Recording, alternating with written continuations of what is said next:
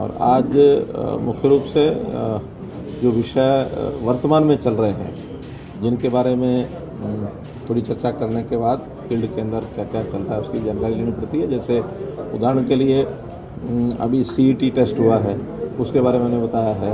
उदाहरण के लिए जैसे कुछ समस्याएं धरने प्रदर्शन चल रहे हैं, जैसे खास करके MBBS का जो एक विषय है उसका हमने क्लियर किया है कि क्या उसके पीछे की भावना और क्या कुल मिलाकर के वो उसका बॉन्ड है, उस बॉन्ड के पीछे की तभी क्या है।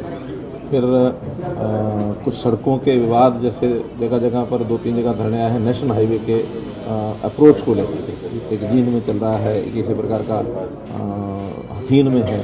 तो ऐसे अप्रोच वो भी हमने नितिन गडकरी जी से बात की हुई है, तो इनकी सारी चीज़ें लेकर के उन तक पहुँचाएँगे ताकि अप्रोच जो है नेशनल हाईवेज़ के ऊपर ये बन जाए। आयुष्मान भारत का बड़ा प्रोजेक्ट वो हम लेने जा रहे हैं। 21 तारीख को उसका प्रारंभ कर रहे हैं कि अभी तक 1,20,000 रुपये की जिनकी इनकम थी केंद्र सरकार की ओर से, उन्हीं को आयुष्मान भारत का लाभ मिलता है, सारे देश भर में जैसा है। हमने उसमें अपनी ओर से इस राशि को 1,80,000 रुपये करवाया है, जो हमारा परिवार पहचान पत्र के हिसाब से BPL की लिमिट है। इसके अंदर और एक लगभग 12 लाख परिवार और जुड़े हैं। इन सब परिवारों का जो खर्च है वो हरियाणा सरकार देगी। केंद्र सरकार की ओर से जो पहले 15 लाख 15.5 लाख की लिमिट है वो रहेगी। अब 27 लाख परिवार ऐसे हो जाएंगे जिनको ये लाभ मिलेगा, और इसकी शुरुआत हम करेंगे 21 नवंबर को। साथ ही एक नागरिक जो स्वास्थ्य सर्वेक्षण में जो मेडिकल टेस्ट है सबके, उस प्रकार की योजना भी 29 नवंबर से शुरू कर रहे हैं कि हर किसी नागरिक के जो स्वास्थ्य की जांच के प्रारंभिक टेस्ट होते हैं वो सब किए जाएंगे और उनको एक डिजिटल फॉर्म में रखा जाएगा, ताकि कहीं भी शारीरिक दृष्टि से उसका कोई डॉक्टर है या कहीं उसका चेकअप होना या उसको कोई इलाज के लेके जाना, उसको वो देख सकें। वर्ष में एक बार सबका ये टेस्ट हुआ करेगा। अभी वो भी हमने BPL के लोगों का रखा है। दूसरे चरण में सभी विद्यार्थी जो बाकी बच जाएंगे उनका भी कराएंगे। तीसरे चरण में बाकी जो नागरिक हैं उनका भी सबका कराएंगे। हमारी कोशिश रहेगी कि 100% आबादी यानी उसका ये टेस्ट जो है ये एक बार हो। इसके लिए इंफ्रास्ट्रक्चर क्या क्या लगेगा उसका हेल्थ डिपार्टमेंट बैठ के विचार कर रहा है, और प्रारंभ इसका अपने जो राष्ट्रपति महोदय हैं 29 नवंबर को कुरुक्षेत्र में इसका प्रारंभ करेंगे। इस प्रकार की कुछ योजनाएं सारी हैं जिसके हमने चर्चा की। तो ये जो अभी हमने इसमें जो रखा है 1,80,000 से निचले वाले परिवार सारे उनका स्वास्थ्य सुरक्षण होगा, तो ये जो 3 चरण बताए हैं फिर स्टूडेंट्स का और बाद में, ये क्या इसी साल में या अगले 2-3 प्रारंभ हो जाएगा? फिर हमारी जितनी भी कैपेसिटी है, क्षमता है, उसके हिसाब से लगातार चलेगा। पहले तो जहाँ जहाँ केंद्र हेल्थ सेंटर्स हैं, चाहे हॉस्पिटल्स हैं, फिर CHCs हैं, PHCs हैं, डिस्पेंसरीज हैं, सबके साथ गांव लगे हुए हैं, वहाँ प्रचार किया जाएगा, लोग अपने आप आकर के अपना टेस्ट कराएं। फिर एक सैचुरेशन पॉइंट के बाद हमारे पास जो व्हीकल्स हैं, उन व्हीकल्स के माध्यम से जो लोग रह जाएंगे, क्योंकि डिजिटली ये सारा रिकॉर्ड रखा जाएगा, जो परिवार में व्यक्ति रह गए उन व्यक्तियों का उनके घर पर जा करके भी उनका टेस्ट लेंगे, या सैंपल, मानो ब्लड सैंपल से ही काम चलता तो ब्लड सैंपल लेकर के आके उसका एनालिसिस किया जाएगा, उसमें एंटर किया जाएगा। सर, जो MBBS के छात्रों के लिए आपने बात बताई, जो धरने प्रदर्शन चल रहे हैं बॉन्ड को लेकर के, आपने यहाँ भी चर्चा की है, अनौपचारिक कैबिनेट में भी हुई थी। असलियत में क्या सरकार सोच रही है इसमें निवारण को लेकर के, और किस तरीके की मांग की जा रही है? बेसिकली इसमें क्या निवारण बिल्कुल साफ है। इसमें किसी तो विद्यार्थी को कोई पैसा नहीं देना, किसी उनके माँ बाप को, परिवार को नहीं देना, किसी गरीब व्यक्ति को नहीं देना, किसी सरकार में जब तक नौकरी वो कर रहे हैं तब तक उनको नहीं देना। केवल वो प्राइवेट नौकरी में यदि सरकारी नौकरी के बजाय वो जाते हैं, और प्राइवेट नौकरी भी जिसमें सरकारी नौकरी से जो उसको पैसा मिलता है उससे ज़्यादा उनको मिलता है, उस केस में मंथली इंस्टॉलमेंट देनी पड़ेगी। प्रारंभ में चले जाएंगे तो 7 साल, बीच में चले जाएंगे तो 7 साल में बचा हुआ जो पीरियड है वो देना पड़ेगा। इसके अलावा सभी विद्यार्थियों का जो फीस का ये पैसा जो बॉन्ड भरवाया जाएगा ये सरकार पे करेगी। सरकार भी बैंक से चाहेगी तो उनका लेगी। अगर मान लो वो सरकारी नौकरी करते रहते हैं तो केवल बॉन्ड रखा हुआ है, उसका उपयोग भी नहीं करेंगे। लेकिन अगर हम उपयोग करते हैं तो जब तक वो सरकारी नौकरी कर रहे हैं तब तक सरकार उसकी पेमेंट करेगी, और जिस दिन वो छोड़ के प्राइवेट नौकरी में जाएंगे उस दिन उसकी किस्त उसको देनी है, परिवार को नहीं देनी, किसी गरीब को नहीं देनी। और जब डॉक्टर कोई अच्छी प्राइवेट सैलरी में जाता तो सरकार से लगभग डबल पर जाता है।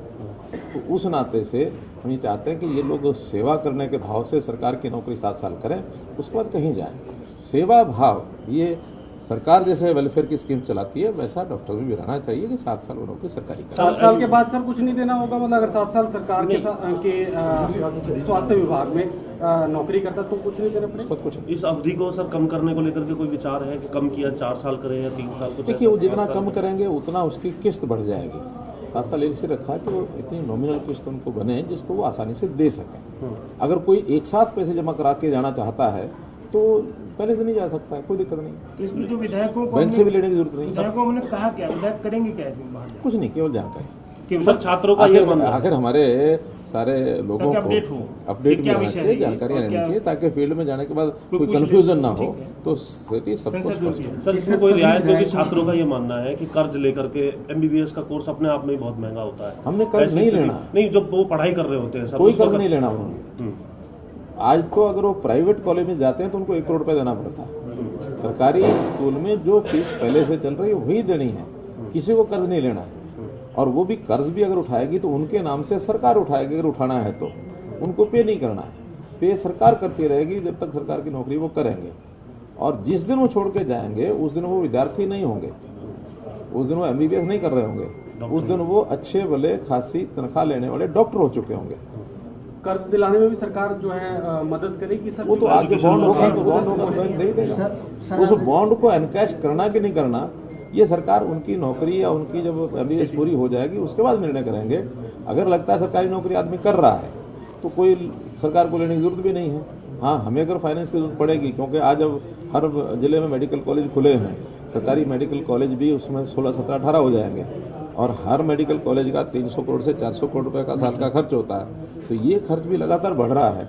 सेल्फ फाइनेंसिंग इंस्टीट्यूशन बनाने के लिए ये नेशनल एजुकेशन पॉलिसी में पहले से कार्य करवाया हुआ कि इस प्रकार के प्रोफेशनल जितने भी संस्थान हैं उनको कैसे हम सेल्फ फाइनेंसिंग की ओर लेकर के जाएं, क्योंकि समाज में हर व्यक्ति को शिक्षा, अच्छी शिक्षा, हर व्यक्ति का इलाज, अच्छा इलाज ये कैसे हो, उसमें जिन लोगों से कंट्रीब्यूशन ली जा सकती है उनसे लेनी चाहिए, जिनको नहीं ली जा सकती नहीं लेनी चाहिए। हमारी वेलफेयर स्टेट है, welfare of the needy person.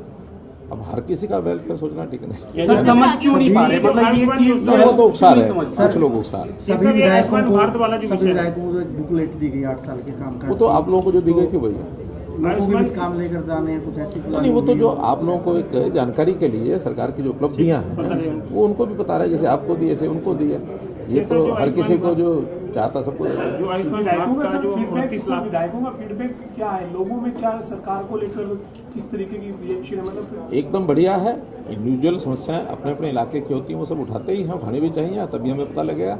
लेकिन कुल मिलाकर के जनता में सरकार के बारे में एक अच्छा जो छवि है, और वो तो जो उसको टेस्ट बोलते हैं, क्या कौन सा टेस्ट, लिटमस टेस्ट, वो कर ही लिया। ये जो धन्यवाद। आयुष्मान भारत योजना